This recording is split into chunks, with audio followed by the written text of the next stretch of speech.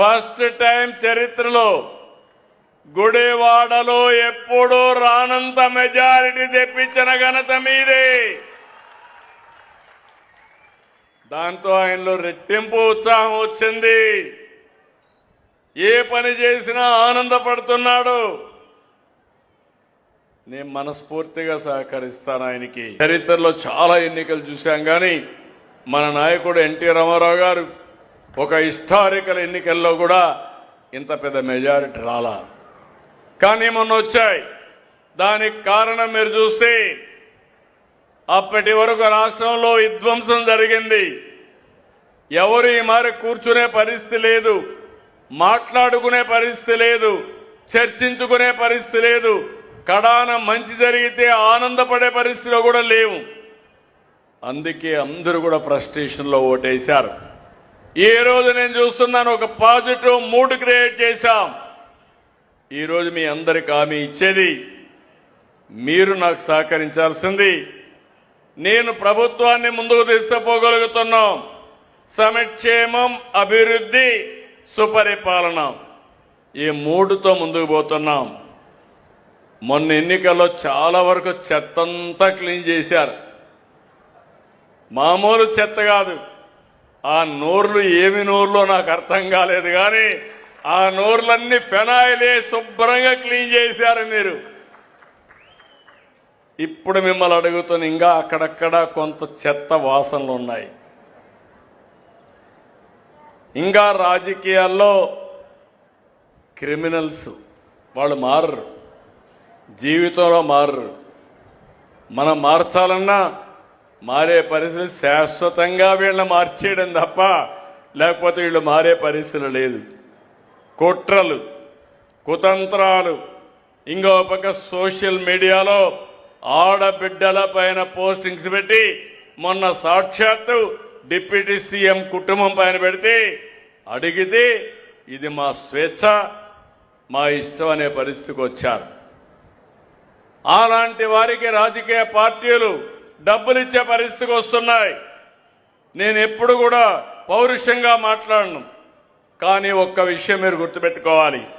ప్రజల్ని కాపాడాలనేటప్పుడు నా ప్రాణాలు కూడా లెక్క పెట్టుకోకుండా పనిచేసిన వ్యక్తిని నేను. నాకెవ్వరితో గొడవలు లేవు, తగాదాలు లేవు. కానీ ప్రజల యొక్క జీవితాలకు ఆటంకాలు కల్పించి మీ జీవితాలతో ఆడుకోవాలంటే స్టబన్గా ఉండడం తప్ప వేరే మార్గం లేదు. ఒకప్పుడు తీవ్రవాదులు మీరు చేసే తప్పని చెప్పాను, నా మీదనే దాడి చేశారు.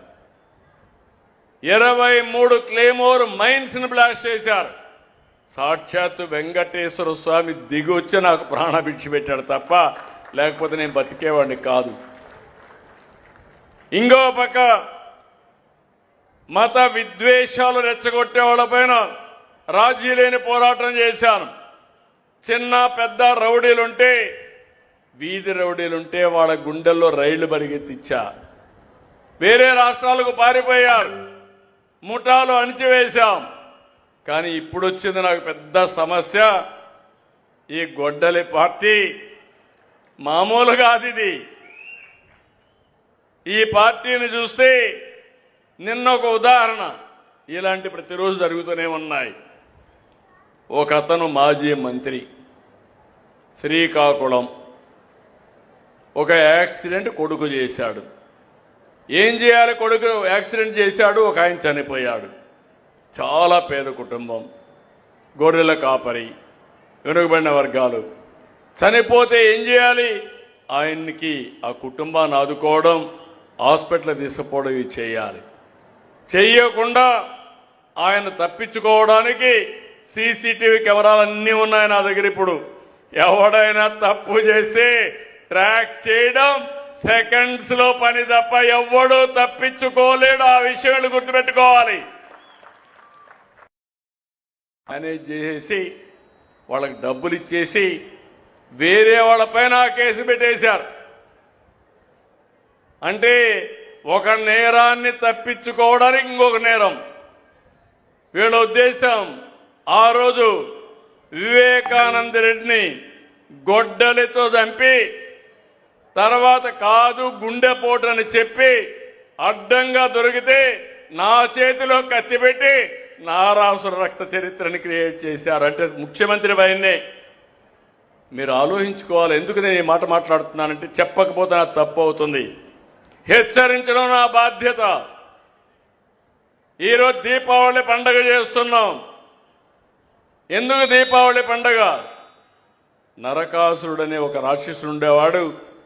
అతన్ని చంపిన తర్వాత దీపావళి పండగ చేసుకుని ఇలాంటి దుర్మార్గులు ఉండకూడదని ఒక మెసేజ్ కోసం చేసుకుంటున్నాం.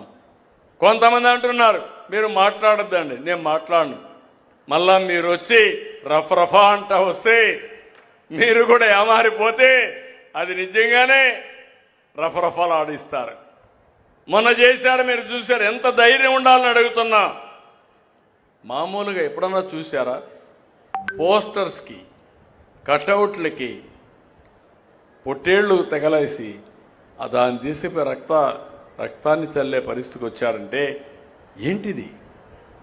నా జీవితంలో 48 ఏళ్లుగా ఎప్పుడు చూడలేదు, చూడాలని కూడా ఆలోచించలేదని చెప్పి కూడా నేను మీకు తెలియజేస్తున్నా. అందుకే మిమ్మల్ని అందరినీ జాగ్రత్తగా ఉన్నా నేను.